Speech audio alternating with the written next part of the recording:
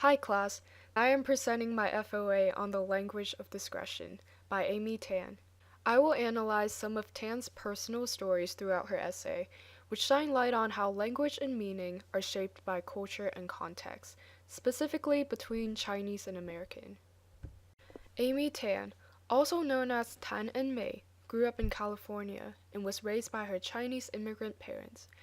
A big part of her identity is being bilingual and bicultural, giving her the ability to have a complex understanding of the language difference between Chinese and English. In her essay, Tan shows how lack of understanding the cultural context can result in misperceptions, specifically the topic of how Chinese speakers seem to be cautiously reserved in speech. Let's first examine the cultural difference in traditions and values. Here's a dialogue between Tan and her parents. Amy-ya, they'd call me. What? I mumble back. Do not question us when we call, they scolded me in Chinese. It's not respectful. With people who you have a close relationship with, a casual and direct response of what is acceptable to ask why you are called upon. However, in the eyes of the Chinese, this is seen as disrespectful and shows impatience. It's important to know that Confucianism is fundamental to the Chinese culture as its philosophy has lasted for thousands of years. One of its most important ideologies is the moral conduct of xiao, filial piety, which emphasizes on respecting parents and elders. In traditional Chinese households, being polite and speaking with courtesy are ingrained at a young age, whereas speaking your mind is sometimes looked down upon as it has the potential to be disrespectful. Another example of this phenomenon is when Tan's aunt and uncle didn't want to express where they wanted to eat. What kind of food? I asked. Oh, doesn't matter. Anything will do. Nothing fancy. Just some simple food is fine. Do you like Japanese food? We haven't had that yet, I suggested. They looked at each other. We can eat it, said my uncle bravely, the survivor of the long march. When they drove past a Chinese restaurant, her aunt cried, "Oh, Chinese food!" obviously relieved, and they decided to eat there. Upon Tan's suggestion of eating at a Japanese restaurant, her aunt and uncle looked at each other, silently conversing whether or not enduring through raw fish is worse than rejecting their niece's proposal. Tan's pairing of her uncle announcing his decision with the mention of him being the survivor of the Long March, which is a military conflict, humorously exaggerates the difficulty of the task. This shows how Chinese people tend to be cautious of expressing what they want in fear of provoking conflicts or appearing to be selfish, perhaps due to the potential of causing someone else's inconvenience. Although this behavior seems unnecessarily tactful, it exemplifies the Chinese cultural behavior of adjusting to other people's preferences to express love, care, or respect. By putting someone else's happiness over your own, it appears to be a considerate act of sacrificing what you want for someone else to be happy. Now let's examine the association between behavior and the usage of language. Cultural influences greatly shapes the way an individual behaves. When a woman told Tan in the phone call that she had won a valuable prize the first time, Tan reacted with patience and respect. But when the woman called later the second time, Tan bluntly responded with, "Frankly, I'm not interested," and also shouted, "Read my lips, I don't care."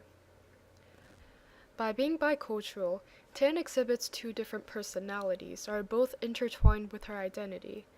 The side of her that is influenced by her Chinese upbringings shaped her into being a more tolerant and patient person. The etiquette of respect forbade her into just cutting the salesperson off.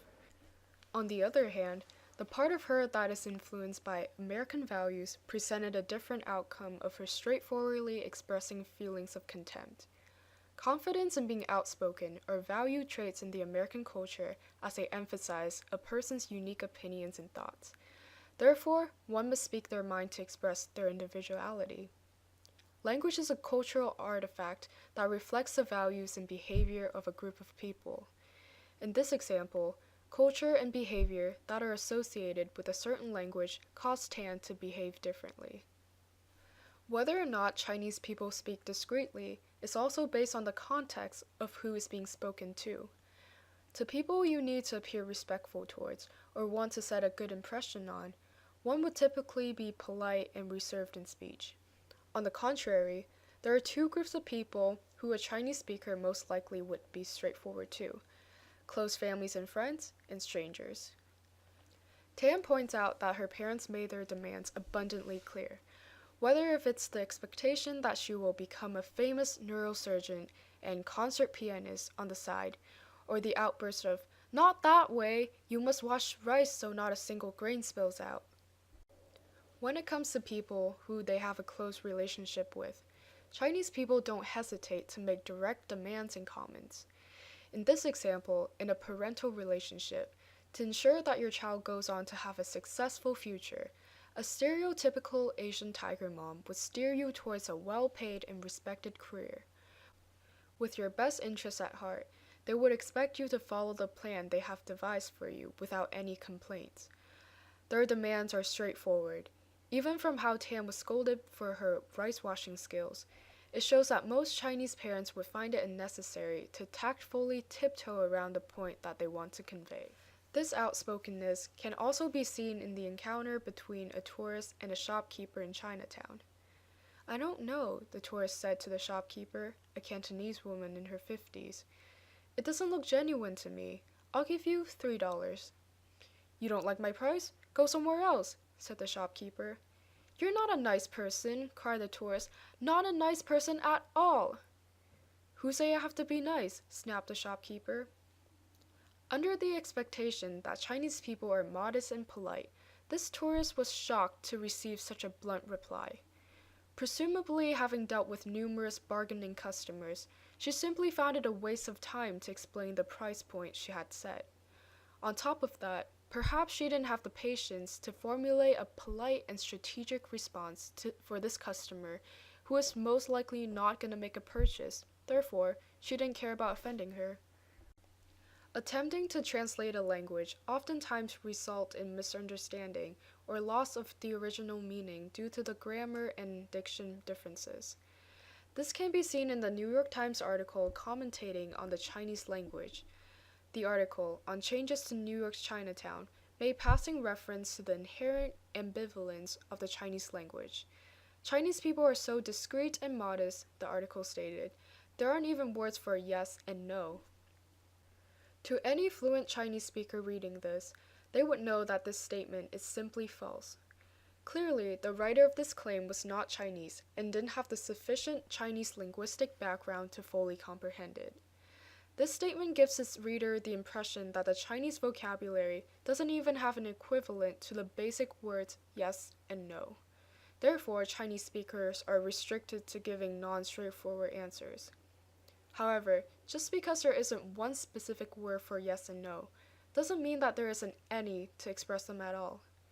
In actuality, there are multiple ways they can be expressed because certain words or phrases are more suitable in some particular situations than others. Using the English language as a standard and comparing another language to it puts the latter in a position of being flawed or incompetent. It's difficult to evaluate a language and compare it to another without being bilingual yourself.